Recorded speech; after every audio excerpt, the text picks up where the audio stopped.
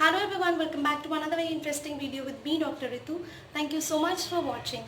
आज इस वीडियो में हम लोग बात करने वाले हैं स्टैमरिंग के बारे में। स्टैमरिंग को हिंदी में हम कहते हैं हकलाना। स्टैमरिंग की दो और टर्मिनोलॉजी है, जैसे डिस्फेमिया और दूसरा टर्म है स्टटरिंग, भी हम कई बार यूज़ करते हैं स्टैमरिंग की जगह। तो दोनों ही सेम चीज़ है, स्टटरिंग भी स्टैमरिंग भी। तो आज इस वीडियो में मैं आपसे बात करूँगी स्टैमरिंग होती क्या है और कौन कौन सी ऐसी होम्योपैथिक मेडिसिन हैं जो अलग अलग तरह के स्टैमरिंग के पैटर्न्स, अलग अलग तरह के स्पीच के पैटर्न्स वाइल स्टैमरिंग, इन सब में हेल्प करती है। तो आप इस वीडियो को बिल्कुल एंड तक देखिएगा और पसंद आएगी तो आप लाइक कर लीजिएगा, सब्सक्राइब कर लीजिएगा मेरे चैनल को और बेल आइकन को ज़रूर प्रेस कर दीजिएगा फॉर फर्दर नोटिफिकेशंस। तो चलिए हम लोग बात करते हैं स्टैमरिंग के बारे में। स्टैमरिंग जो है, जिसे हम हिंदी में कहते हैं हकलाना, और इसके दूसरे और टर्मिनोलॉजीज़ भी हैं, जैसे हम स्टटरिंग को भी स्टैमरिंग कहते हैं, हकलाना स्टटरिंग, डिस्फेमिया, ये भी दोनों वर्ड्स हैं जो स्टैमरिंग के लिए यूज़ होते हैं। स्टैमरिंग बेसिकली है क्या? एक स्पीच डिसऑर्डर है जिसमें कि आपको बोलते वक्त जो नॉर्मल हमारी फ्लुएंसी होती है ना, एक नॉर्मल जो हमारा रिदम होता है बोलने का, वो चीज़ लॉस्ट होती है। हमें वर्ड्स, हमें सेंटेंसेस बोलने में बहुत डिफ़िकल्टी होती है। इस तरह का स्पीच डिसऑर्डर को स्टैमरिंग कहा जाता है। स्टैमरिंग भी बहुत तरह के होते हैं, इन द सेंस मतलब हकलाने का भी कई लोगों का पैटर्न होता है। कई लोग सेंटेंस के शुरुआत में हकलाते हैं, कई लोग जब घबराए होते हैं तो हकलाने लगते हैं, कई लोग कुछ पर्टिकुलर एक्टिविटी करते हैं तो हकलाने लगते हैं, कई लोग at the end of the sentence हकलाने लगते हैं। So this is basically pattern हैं, ये अलग अलग तरह के हैं सभी स्टैमरिंग में। ये नहीं कहूँगी कि ये टाइप्स हैं, बट इन तरह से आपको स्टैमरिंग के केसेस देखने मिलते हैं। रिपीटिशन करना, बार बार वर्ड्स का, बार बार फ्रेजेस का, सेंटेंसेस का रिपीटिशन करना, उनको अच्छे से नहीं बोल पाना वर्ड्स, फ्रेजेस को। और कई बार क्या होता है, हकलाने के बाद एक अचानक से खुद से ही एक लंबा पॉज आ जाता है, वो पेशेंट करता नहीं, इनवॉलेंट्री, एक बीच में बिल्कुल साइलेंस, और उसके बाद फिर वो वापस बोलना शुरू करते हैं विद डिफ़िकल्टी। ये स्टैमरिंग है। आज इस वीडियो में मैं आपसे कुछ एक मेडिसिन ऐसे शेयर करने वाली हूँ। I will not tell the potency है एवरीथिंग कि कैसे खाना है, बिकॉज ये बहुत क्रिटिकल केसेस होते हैं, बहुत डेलिकेट केसेस होते हैं। ऐसे केसेस में आप पूरा कंप्लीट ड्रग पिक्चर के बाद अगर पेशेंट को ये मेडिसिन रेकमेंड करते हैं, अगर आपको लगता है कि बाकी सिम्टम्स मैच कर रहे हैं, तो ये बहुत ज़्यादा हेल्पफुल होती हैं। तो इसलिए मैं आपसे सिर्फ मेडिसिन की नाम और वो किस तरह के स्टैमरिंग में आप दे सकते हैं, वो चीज़ शेयर करने वाली हूँ। सो आई होप आपको ये वीडियो अच्छी लगेगी, आप इंजॉय करेंगे इस वीडियो को। तो सबसे पहले मैं आपको बताऊं कि होम्योपैथिक मेडिसिन एड के साथ साथ स्पीच थेरेपी अगर देते हैं तो it will prove much better and it's going to help a lot. Homeopathy can help healing the patient, और बहुत हद तक जो है इसमें पेशेंट को एक जो कॉन्फिडेंस है वो डेवलप होता है, क्योंकि साइकोलॉजिकली बहुत ज़्यादा परेशान रहने लगता है, वो सोशल कम होने लगता है। जिनको भी अकलाने की प्रॉब्लम होती है, डेफिनेटली वो बहुत ज़्यादा हमेशा एक्साइटेड और खुश नहीं रहेंगे, बिकॉज वो लोगों से मिलते वक्त उनको एक एम्बैरेसमेंट फील होती है। सोशल करने पर उनको ऐसा लगता है कि वो ठीक से बोल नहीं पा रहे हैं, तो उस चीज़ का मानसिक रूप में भी बहुत ज़्यादा फ़र्क पड़ता है, मानसिकता पे, सोच पे फ़र्क पड़ता है। They become very worried, apprehensive, anxiety बहुत ज़्यादा उनमें हो जाती है। तो इसलिए ये सभी चीज़ों को ध्यान में रखते हुए होम्योपैथिक मेडिसिन प्रिस्क्राइब करते हैं। तो स्पीच थेरेपी साथ में ज़रूर देनी है होम्योपैथिक मेडिसिन के साथ, ताकि दोनों का एडिशनल इफेक्ट बहुत ही अच्छा है। सबसे पहले मैं आपको बताऊंगी मेडिसिन जिसका नाम है स्ट्रामोनियम, एंड स्ट्रामोनियम स्टैमरिंग दोनों मिलता जुलता है। Stramonium is one of the most excellent medicine जो दी जाती है स्टैमरिंग के लिए, और ये सबसे ज़्यादा सोची जाने वाली कॉमन मेडिसिन है स्टैमरिंग के साथ स्ट्रेमोनियम। तो स्ट्रेमोनियम जो मेडिसिन है उसको किस तरह की स्टैमरिंग में आप देंगे, जिसमें पेशेंट को बहुत ज़्यादा जोर लगाना पड़ता है, बहुत एक्सर्शन लगाना पड़ता है बोलने के लिए, और उसको उसका पूरा मुंह बिगड़ जाता है, मुंह टेढ़ा मेढ़ा हो जाता है, बोलता है माय नेम इज ऋतु, बहुत ज़्यादा मुंह बहुत एक्सर्ट करना पड़ता है। शायद मैं वो चीज़ आपको करके भी नहीं बता पाऊँ, बिकॉज वो एक नेचुरल चीज़ होती है, बट मैं आपको एक सिर्फ एग्जांपल दे रही हूँ कि जो इस तरह से बोलते हैं, जब पूरा फेस भी डिस्टॉर्ट होने लगता है और बहुत ज़्यादा जोर लगाना पड़ता है एक एक शब्द मुंह से निकालने के लिए, तो माय नेम इज, इस तरह से जब बोलते हैं तो उसे स्टैमरिंग, वो स्ट्रेमोनियम की स्टैमरिंग है एंड इट वर्क्स वंडरफुली। जहाँ आपको हिस्ट्री मिलती है, किसी चीज़ से बहुत ज़्यादा अचानक से डर बैठा हो, वायलेंट ग्रीफ हो, वायलेंट फ्राइट हो, सडन कोई झटका लगा है, डर लगा है, इस तरह के केसेस में। और रिएक्शन क्या निकलता है, रिएक्शन की पेशेंट हकलाना शुरू करता है, वो बच्चा हकलाने लगता है अगर इस तरह की हिस्ट्री के बाद से। तो stramonium is this kind of stammering जहाँ बहुत एफर्ट लगाना पड़ता है। सेकेंड इन ऑर्डर जो मेडिसिन मैं आपसे शेयर करूँगी इज़ स्पाइजीलिया। चलिए हम बात करते हैं स्पाइजीलिया के बारे में। स्पाइजीलिया क्योंकि हम जानते हैं एक ऐसी मेडिसिन है जो वॉर्म्स के लिए बहुत ज़्यादा सोची जाती है जब भी वॉर्म्स होते हैं। तो स्पाइजीलिया अगर किसी को वॉर्म्स है, किसी बच्चे को, और उसमें ये प्रॉब्लम है या फिर वॉर्म्स नहीं भी हैं, तो किस तरह की स्पाइजीलिया में स्टैमरिंग आपको मिलती है। वो फर्स्ट जो वर्ड होगा ना उसको 3-4 बार बोलते हैं, मतलब कि माई नीम, इस तरह से। सो जो पूरा एक सेंटेंस है उसको जो फर्स्ट रहेगा ना, फर्स्ट सिलेबल, उसको वो बहुत टुकड़ों टुकड़ों में बोलते हैं। माई नेम इज ऋतु।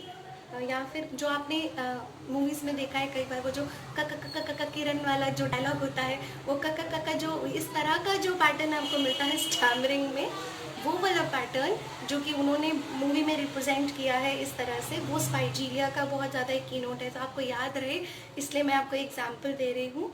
तो वो जो माई नेम इज़ ऋतु या फिर आई एम, इस तरह से जो बोला जाएगा वो स्पाइजीलिया का बहुत इंपॉर्टेंट सिम्टम है। तो Spigelia works wonderfully in this kind of cases. Third in order जो मेडिसिन मैं आपसे शेयर करूँगी वो है यूफ्रेशिया। यूफ्रेशिया की बात करते हैं। यूफ्रेशिया जनरली वी थिंक कि एक्यूट कोल्ड हुआ, कोराइजा हुआ, नाक से पानी आ रहा है, आँख से पानी आ रहा है, इस तरह के केसेस में हम हमेशा सोचते हैं यूफ्रेशिया इतनी लिमिटेड ड्रग है, बट बिल्कुल भी नहीं। यूफ्रेशिया का डीप लेवल पर बहुत अच्छा काम होता है जब स्टैमरिंग के केसेस होते हैं, और केसेस स्टैमरिंग जहाँ पर पेशेंट बार बार एक ही चीज़ को रिपीट करता जाता है, जैसे कि my name is Ritu, my name is, फिर पूरा सेंटेंस बोलने के बाद फिर वापस उसी चीज़ पे जंप करना, I am homeopathic doctor, I am a homeopathic doctor, इस तरह से जब बोलते हैं, इस तरह की जो स्टैमरिंग या स्पीच डिफेक्ट आपको देखने मिलता है, तो वो यूफ्रेशिया का एक बहुत मार्क्ड सिम्टम है। नेक्स्ट इसके बाद हम बात करते हैं एक होम्योपैथिक ड्रग जिसका नाम है Cicuta virosa and it's a wonderful remedy. हम सोचते हैं जब भी हम देखते हैं केसेस मेनिंजाइटिस से रिलेटेड, फिट्स हैं, हेड ट्रॉमा हुआ है, कॉन्कशन ऑफ हेड है, चोट लगी थी सर पे कभी, इस तरह की केसेस जहाँ सिक्यूटा बहुत ज़्यादा सोची जाती है, मेनिंजाइटिस हुआ, फिट्स हो रहे हैं, कन्वल्शंस हैं, सेशंस, ये चीज़ों में सिक्यूटा बहुत सोची जाती है। Cicuta is a wonderful medicine to be prescribed when we see a case of stammering और स्पीच डिफेक्ट्स, जहाँ पर पेशेंट को जो है एक सेंटेंस, अगर मान लीजिए एक सेंटेंस है माई नेम इज़ ऋतु, मैं ये बोलूँ अगर, तो माई नेम इज़ ऋतु में पूरा कंप्लीट सेंटेंस बिल्कुल ठीक बोलेंगे, eight the end of the sentence ना उनको बहुत ज़ोर से एक जर्क लगाना पड़ता है, जैसे माई नेम इज़ ऋतु, और इस चक्कर से, इस एग्जर्शन में उनका एकदम ऐसे पीछे की तरफ हेड बैकवर्ड्स जाएगा, क्योंकि मसल्स जो हैं उनका स्पैज़म होता है। सिक्यूटा इज़ अ मेडिसिन जहाँ muscular spasm, muscular contraction predominant है, और ये स्टैमरिंग में भी देखने मिलता है कि उनको एकदम ऐसे गर्दन ऐसे पीछे की तरफ खींच के and then they like give it a jerk, और उसके बाद वो इस तरह से वर्ड निकलता है, एंड का जो वर्ड होता है वो सेंटेंस का। तो आई होप आपको ये समझ आ गया होगा। If you are about to say कि I am a homeopathic doctor, तो I am a homeopathic doctor, तो इस तरह से बहुत एक्सर्शन देके निकलता है वो last word, that is basically your Cicuta virosa. और अगर इसी तरह से लास्ट का वर्ड किसी को बोलने में बहुत ऐसे जोर लगाना पड़ रहा है, वो अटक रहा है, वो फ्लुएंसी डेवलप नहीं हो रही है, लेकिन ऐसे सर पीछे की तरफ नहीं जा रहा है, ऐसा कोई मसल कॉन्ट्रैक्शन नहीं हो रहा है, तो lycopodium is the medicine.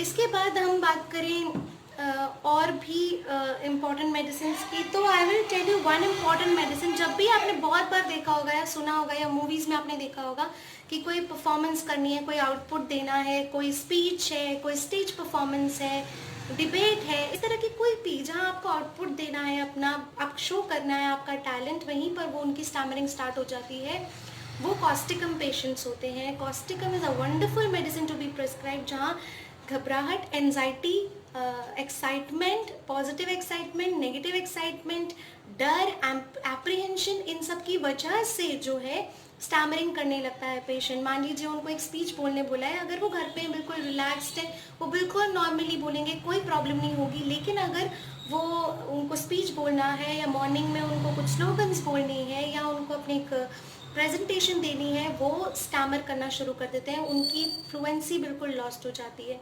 This is what is causticum and it's wonderful medicine for that. इसके अलावा हमेशा जब भी as a homeopath when we deal the patient, हमें हमेशा कुछ ना कुछ पढ़वा कर देखना चाहिए पेशेंट से। अगर बोलते हैं कि स्टैमरिंग का केस है, attendant tells you that stammering होती है, इनको ये हकलाती हैं, तो आप कुछ ना कुछ कोट, कोई न्यूज़पेपर कटिंग, कुछ भी उनसे पढ़वाएं, 5-6 लाइन्स आप उनसे पढ़वाएं, आपको कुछ ना कुछ इंडिकेशन मिल जाएगा कि या तो वो स्टार्ट में हकला रहे हैं या फिर वो एंड में हकला रहे हैं, या फिर उनके एक लास्ट में एक जर्क हो रहा है, या फिर वो फर्स्ट सिलेबल कहने में बहुत बार रुक रुक के बोल रहे हैं। तो ये काफ़ी सारी चीज़ें आप उन्हीं 5-6 लाइन्स में आप रिकग्नाइज कर सकते हैं और आप टोटालिटी देखते हुए मेडिसिन प्रिस्क्राइब कर सकते हैं, और वो मेडिसिन बहुत हेल्प करने वाली है। एक और मेडिसिन जिसके बारे में मैं आपको बताऊंगी, विच इज़ अगर आप रीड कर रहे हैं, अगर रीडिंग के समय पर ही आप बोल लेते हैं अच्छे से, आपको कोई दिक्कत नहीं होती है, आपको रीडिंग करते वक्त ही हमेशा स्टैमरिंग हो रही है, आप अटक रहे हैं, जब भी आप कोई किताब रीड कर रहे हैं तो उस समय पे आपको प्रॉब्लम होती है, it is Bovista. Bovista is a wonderful medicine जहाँ स्पेशली रीडिंग टाइम पे स्टैमरिंग होती है।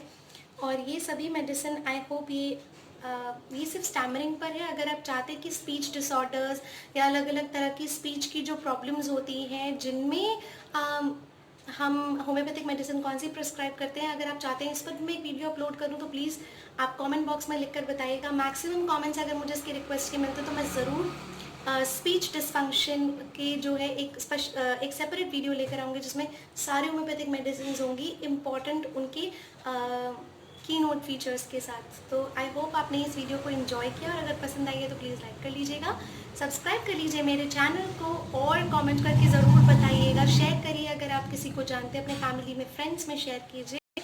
अगर आप किसी पेशेंट को जानते हैं तो उनके साथ शेयर कीजिए। और आई होप आपको ये वीडियो अच्छी लगी होगी। Stay connected with homeopathy. मैं जब तक आती हूँ नेक्स्ट वीडियो लेकर आपके लिए बहुत ही इंटरेस्टिंग, तब तक अपना खुश रहिए।